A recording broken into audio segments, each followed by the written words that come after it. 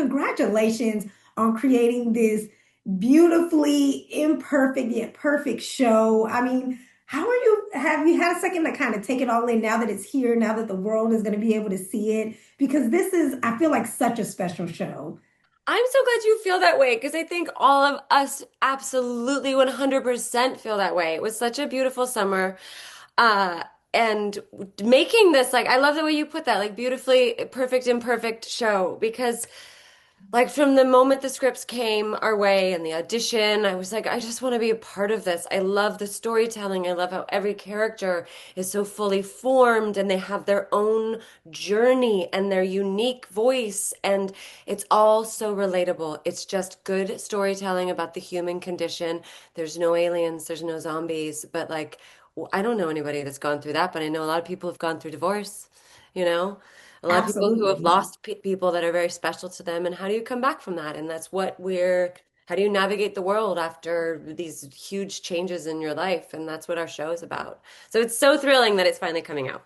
JR, you feeling those same kind of sentiments? You I'm better. so, yeah, right on. I'm so pumped. I've honestly, I don't think I've ever been so excited for something that that we've worked on. Yeah, same thing. I just feel like the show couldn't come at a better time, to be honest with you. Yeah, I got to screen a couple of episodes and my gosh, it's just so powerful and I love how relatable it is. Even, I mean, I'm not a parent, but even seeing the parent struggles, like it was just so eye-opening and so beautifully done. So I had to Yeah, start with, thank you. It's interesting because I got like that's the thing. I don't think you need to have parents, but I mean, you need to be a parent. Everybody has had parents, has parents, had them. You don't need to have kids because everybody was a kid. So like I'm not divorced. I'm still married. It was going great. But my parents got divorced when I was 14. So now to get to do this part of it, to tackle it from having gone through the pain, and I was like acting out and all of the things. I was married, to be honest. But now to be the mom and tr with that compassion for like little baby Erinn that wasn't so much pain is was really interesting. It's wonderful. I don't think you need to know the specifics because people know family dynamics and everybody grew up, you know. 100%. JR, I want to talk about your character, David, because initially he comes off to me kind of like the fun guy, like he likes to have fun, he wants to be the fun, but we find out he's more emotionally complex, I'll say, than that. And it goes a little bit deeper for him. Without any spoilers, what can you say the hardest truth that David has to learn this season, especially when it comes to life lessons? Yeah, I think David is he's very very messy, but he's kind of gotten in his own way. These two humans got together; they've been together for a long time. I think David may have a problem communicating, as a lot of men do, and he just found himself in a space where he wasn't happy. May have the worst time in human history to decide to pick up and leave, but that's what makes the show good. No, but yeah, his timing's terrible, but uh, the writing in this show and the way they wrote this character and the arc they gave him and all the obstacles they give him to go through and to have to kind of deal with what he's got to deal with and have to come out the other end because at the end of the day he is a good human being but man he's like he's got a lot of hurdles to get over and seeing and he wants to be a good parent but also to see his own actions and the repercussions that those have had that are playing out in front of him from kind of his worst faults happening in front of him by his son. It's heartbreaking. Like, how do you kind of like there's just so many beautiful, relatable topics that go on. And my arc and what they gave this character, David Soto, to do is I'm really excited for everybody to see it. It was really Yeah. challenging. Yeah, yeah. I was excited to see the dynamic between David and Aaron, your character, Lori, and just how they go from really like, what are we doing? We think we may know what we're doing to navigate this whole new reality, but we actually have no idea. Do any of us really, though? I know, right? Like, it's long relationships are hard to change. The dynamic that you have with somebody is really tricky. Like, Lori spent years managing him and his addiction. And then when he took on sobriety, like, it's like, okay, well, then now I'm managing the household. And then, maybe like their lack of communication. And then when the marriage ends, it's like, well, what is it now?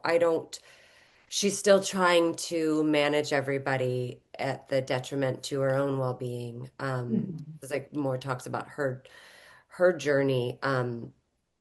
But to then go into co-parenting and how do you do that pleasant, like do we need to be nice? I don't want to be nice to you right now, but I should be nice to you because our kids are there. Like it's tricky. It seems it's all very complicated. And they Yeah, I, and wrote I that love that in. we get to see Yeah. Lori in that way because I feel like Lori's such an interesting character also too because she's so vulnerable and kind of just saying all these things and we see her show up in a way that I don't think we get to see a lot of characters show up. So I Yeah. really appreciate Lori's character for that. Do you think going into the season, Lori would have described love as one word versus how she would describe it at the end of the season? Oh, I don't know. I mean, I don't know that anybody could describe love as one word, right? Because we Right. have the love of our friends, we have the love of our children, we have the love of a romantic kind of love or a love for life or like uh but I do think her journey um is like she's trying to love herself. She's trying to put herself a little bit more in the priority, like prioritize herself a little bit more than she is at the beginning. I think she's so used to these, like, I'm going to be there for my kids. I'm going to be there for my clients. I'm going to be there for my husband. And then, at the beginning of our series, it's like her and Malcolm are leaning on each other so heavily. She wants to help him through his grief and loss while she's experiencing the same thing. Um, and so then try like kind of getting this like this might not be working. I need to look a little bit in here of what's next for her. Absolutely. And speaking of Malcolm, one I feel like there's so many themes throughout this series, but one of them to me is timing. How do you think this series really explores timing when it comes to relationship? Because I think of that saying like right person, Yeah, wrong time. Like, what do you right? think about that Yeah. dynamic? I mean, I think that so much of it is timing. We see with Lori and David, like he left right after her friend died. I mean, that's the worst time. That's so cruel.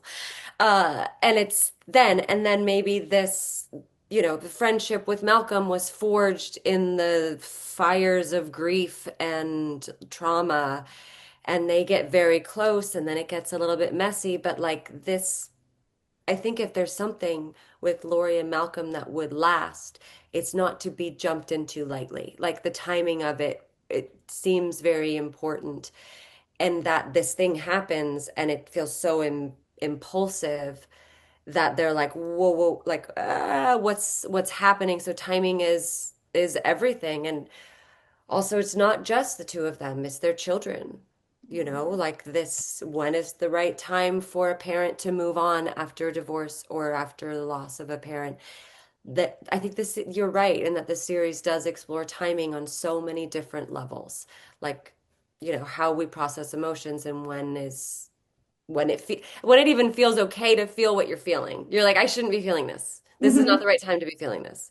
So there's so many things that go along with that. So I think you hit on something there. yeah, that's great. I never thought about the timing aspect of it. I feel like every character has a massive part in that, that their timing and what they chose so much kind of reflects what you see throughout the whole arc of their character. 100%. I just have to know though, because one of the things that I was really excited about the show was that it was filmed in and around Atlanta. So that's Yes. Hi, exciting. Atlanta. I have to hear about your favorite parts about filming in Atlanta. Ooh. Well, I know Erin's going to say the summer. It was hot. I mean, I'm in Florida right now. I'm Caribbean. I know all about the heat and humidity. Man, uh, it gets. There was a couple scenes, at least that I did, where well, we did one at the end too, where I was just like, how is this gonna? Please tell me they're gonna edit this because you could just feel the water I just in the middle of this truly, emotional thing, and the water's just coming down, and you're just like, this at least someone This edit. is cruel. How is this? I told them, I was like, if we do season two, and if I see exterior Grace Community Church written, I might quit. Like, there's the pad of concrete and the hot sun, and we're wearing sweaters because it's supposed to be November. I was like, this is a particular form of cruelty. But I loved being in Atlanta. Atlanta is such a vibe. It's like there's energy in Atlanta and people are out and they're walking on the Beltline and they're on their roller skates and they're singing at the top of their lungs and restaurants are packed in the summer till like 11 o'clock at night, which is not the case in Los Angeles. People like to be in their homes.